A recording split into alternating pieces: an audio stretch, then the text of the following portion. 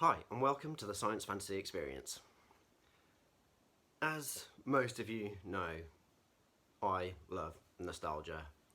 It's my bag, it's my thing, it's my absolute go-to. And I always want to pick up toy representations of things that I find nostalgic, whether it be movies, cartoons, comics, video games. And Back to the Future is one of my all-time favourite movies. The whole trilogy is easily top 5 for Back to the Future. So, when NECA revealed that they had picked up the license all those months back, I think it was the start of the year at, I'm thinking New York Toy Fair, where I first saw the images, I knew I was going to be all over it. I absolutely love the movie. For me, it's perfect. There is maybe 4 or 5 films that I think are perfect, where everything is absolutely spot on, from the plot to the chemistry, the friendship with Doc and Marty. It's absolutely incredible, and the soundtrack, the score, just what it looks like. Easily, as I mentioned, top 5. And the way that I collect, for those that know me, I always want to just pick up 1 or 2 things. And with NECA picking up the license, they've obviously releasing, 6 or 7, you get 50s Biff, 50s Doc, Marty in his radiation suit. You get the classic Marty look from the film, and you also get the 2015 Back to the Future 2 Marty, where he's dressed as his son. It was always going to be this one, because my favourite part of the trilogy is where he goes into the future and you get to see what Bob Gale and Robert Zemeckis thought or wanted 2015 to look like. What kid doesn't dream about flying cars and hoverboards? The fact that you've still got Pepsi, 3D, Jaws 19, seeing Michael Jackson in a spoof, a homage of Max Headroom at Cafe 80s. It's just absolutely spot on for me. I always knew that I'd want to pick up that version of Marty McFly. So let's have a quick look at the box.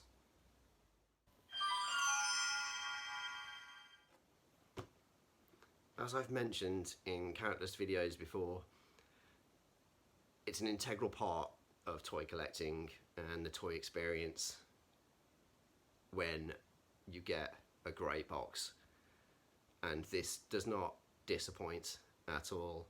You have got a picture perfect representation of the VHS cover or the movie poster, where you get to see the hover conversion on the DeLorean and their futuristic clothing,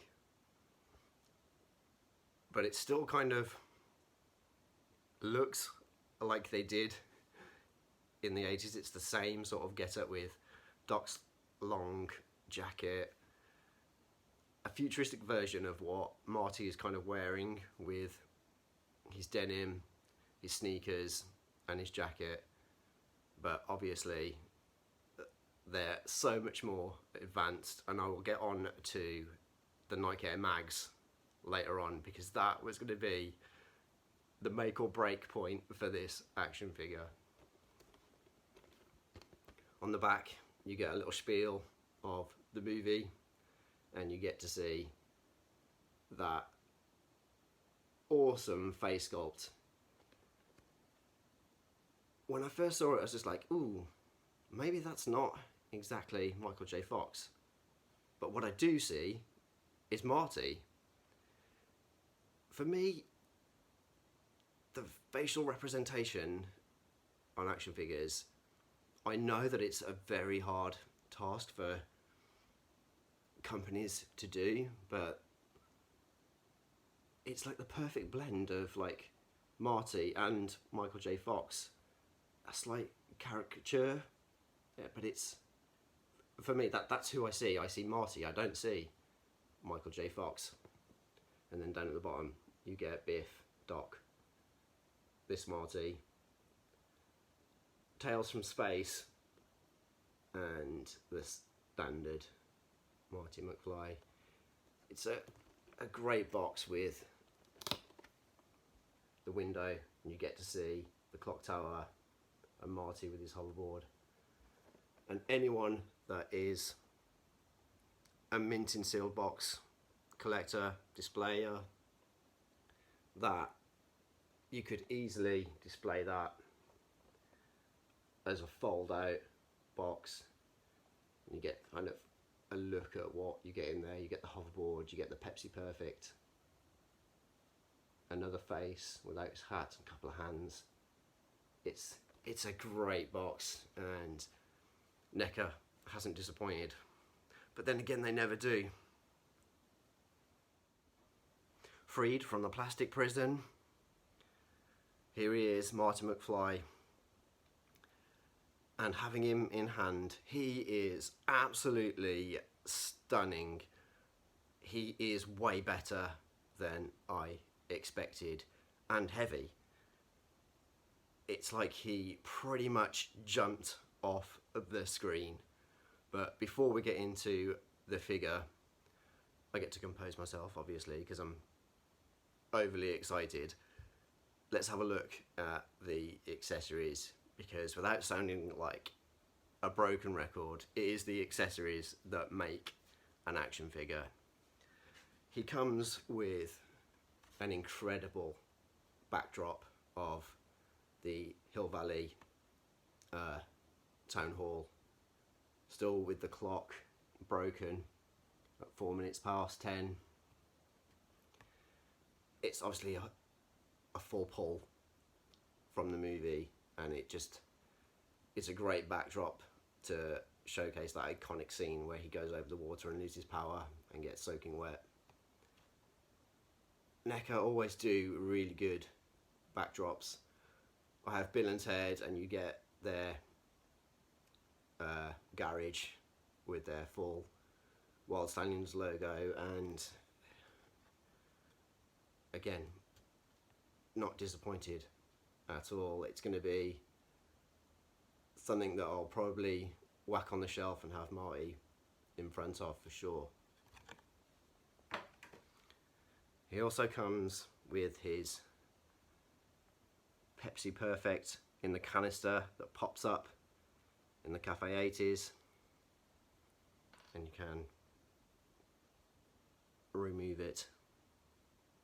It's a tiny accessory, but it's just incredible. Tiny little things that make the action figure. If you look at the spare hand, the spare hand's going to be able to hold it within there. Extra head. Again, as I mentioned, it's not exactly Michael J. Fox, but I see Marty McFly and his hair wonderfully sculpted. I'm not so fussed about an extra head. It's nice to have something else, but not really needed for me. But as I said, extra little addition, and really well done actually. The flesh tones do make it look realistic.